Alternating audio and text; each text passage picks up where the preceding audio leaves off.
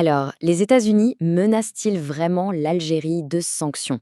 C'est la question brûlante au cœur d'une confrontation géopolitique qui monte en puissance. On va décortiquer tout ça ensemble. Tout part d'un contrat d'armement. Un seul, mais pas n'importe lequel.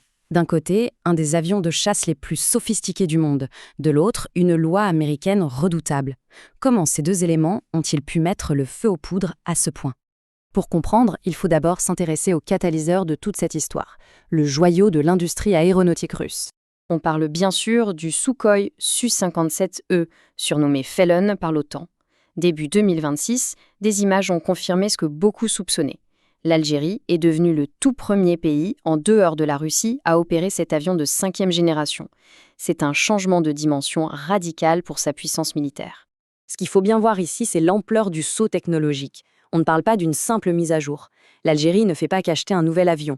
Non, elle entre de plein pied dans une toute nouvelle ère de la puissance aérienne. C'est un bond de géant. Alors, face à ce contrat qui se chiffre en milliards de dollars, comment réagissent les États-Unis? Eh bien, pas avec des armes, mais avec un outil juridique particulièrement puissant. Cet outil, c'est la loi CAATSA. Son nom est un peu barbare, mais son principe est simple. Elle oblige le gouvernement américain à sanctionner tout pays qui conclut une transaction significative avec le secteur de la défense russe. C'est une véritable arme économique. Et c'est là que tout le problème se pose pour l'Algérie. Cette loi, elle est appliquée de manière très sélective. Prenez la Turquie. Pour l'achat de S-400 russes, elle a été durement sanctionnée. L'Inde, pour le même achat, a obtenu une exemption. Du coup, pour Alger, la menace est très réelle, mais l'issue est totalement imprévisible. Et la menace n'est plus voilée. Avec cette déclaration, faite en pleine audition au Sénat, les pressions en coulisses se sont transformées en un avertissement public, on ne peut plus clair.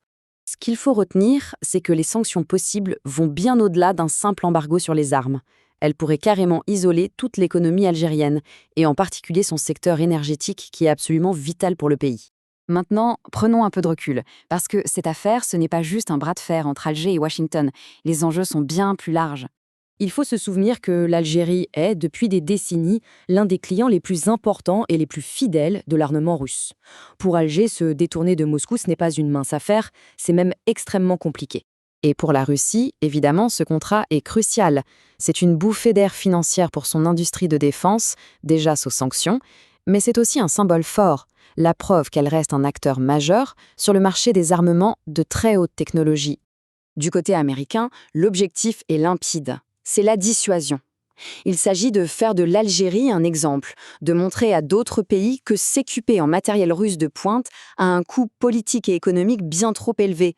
Mais l'histoire ne s'arrête pas là, elle est encore plus complexe, car elle se mêle à des rivalités régionales et même à des opérations clandestines.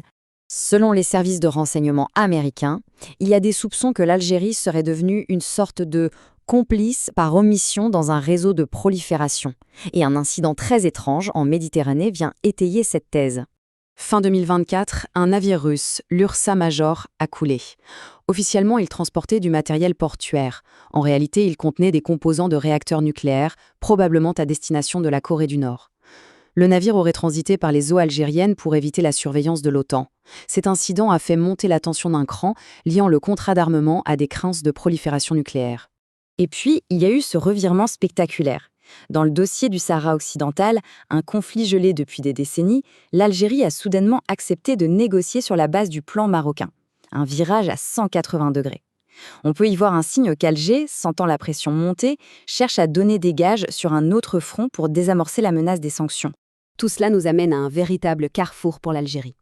Un choix stratégique doit être fait et il déterminera l'avenir du pays. Le dilemme est brutal. D'un côté, céder à la pression américaine, avec l'espoir d'éviter les sanctions et d'attirer des investissements, mais au risque de paraître faible et de trahir un allié historique, la Russie. De l'autre, tenir tête, affirmer sa souveraineté, mais en prenant le risque immense de sanctions économiques qui pourraient être dévastatrices. Au final, la question est là. Est-ce que l'autonomie stratégique vaut le risque d'un isolement économique? La réponse sera peut-être donnée lors d'un sommet crucial à Washington en mai prochain. Un sommet dont l'issue pourrait bien redessiner l'équilibre sécuritaire en Méditerranée pour les années à venir.